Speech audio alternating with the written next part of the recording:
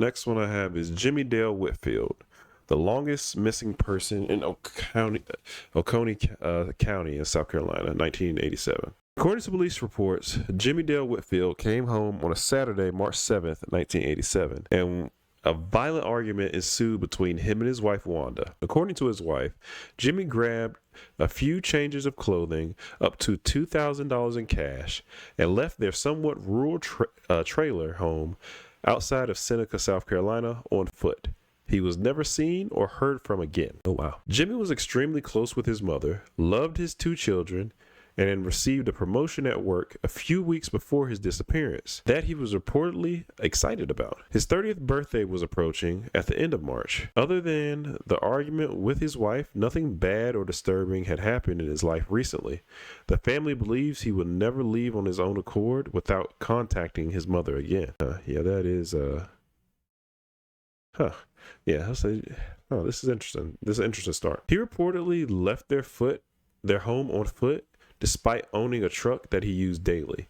He never showed up for work the following Monday or ever collected further paychecks. Foul play is suspected in his disappearance, and he is now the longest missing person in Oconee County, South Carolina. Investigations went cold quickly, despite having persons of interest in the case. He has now been missing for almost 40 years without justice. Wow. Is it for this article? Yeah, this is it. Okay. Okay. This is a short one. This is short article, but this is our post, but this is interesting. What could be some scenarios? Scenario 1, he could have got hit by a car, and it's 1987, so technology might not be as good, and of course, how many changes that have taken place over the years. No telling. I don't know if somebody could have buried him and they could have found him. But somebody could have definitely burned him. I don't think anybody could have dropped him in the ocean because his body or remains should have showed up too by now. I'm trying to think. I'm thinking he probably got in a car accident. I'm interested to see what this comment says because it's a pretty interesting perspective. It says, I know everyone is hung up on the details surrounding the argument, but I'm confused by the part where he grabbed up to $2,000 before leaving his trailer on foot in rural South Carolina.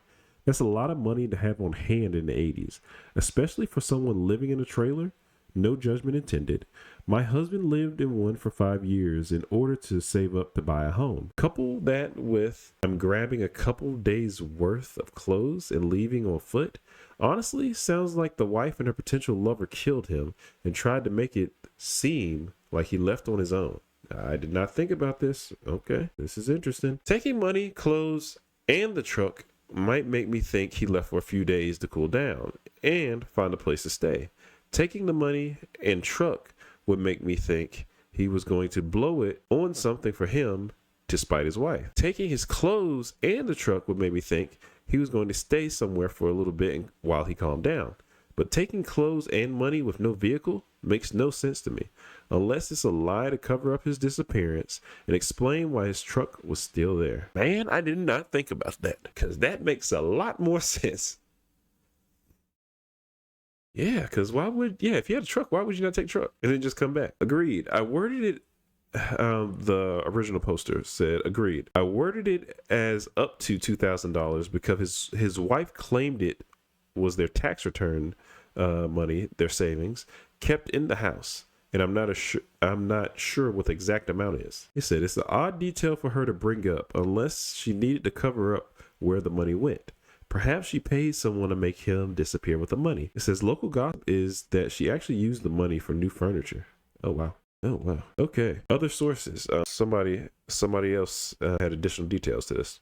It says other sources add more info. It said his wife was having an affair with a younger woman. Wife says he called her 2 days later. Wait.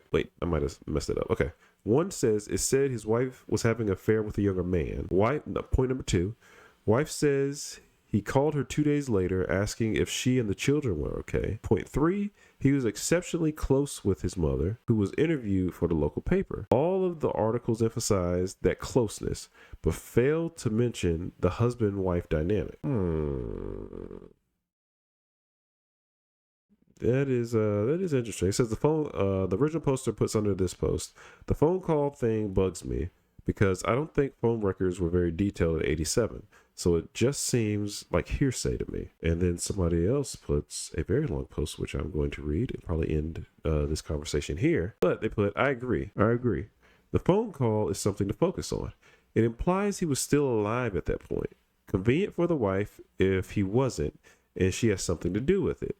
And if it turns out she made it up, obviously, she looks suspicious as hell. I'm gonna pause it there. There's still more. But where did his body go? That would be my thing.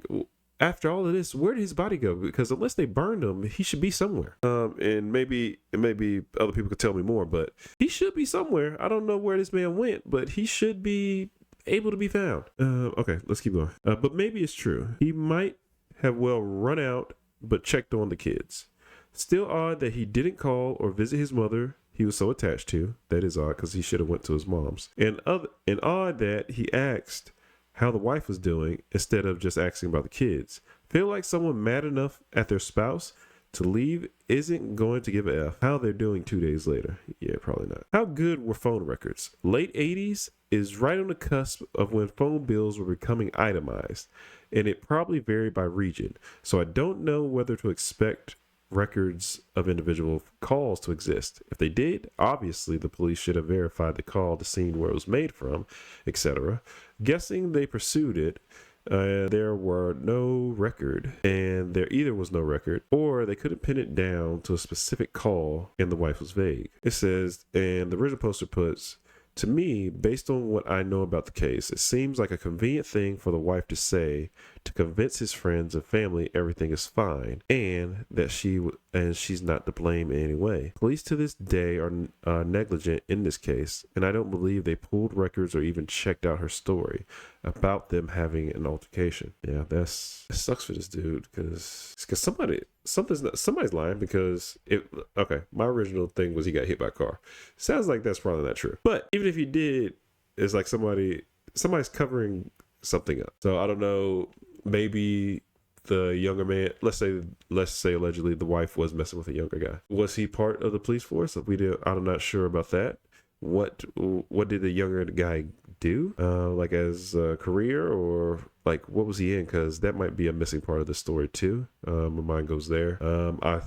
Originally I thought that he might got him hit by a car, and it seems like that might not be the case according to getting further, the comments helped me out a little bit on that one.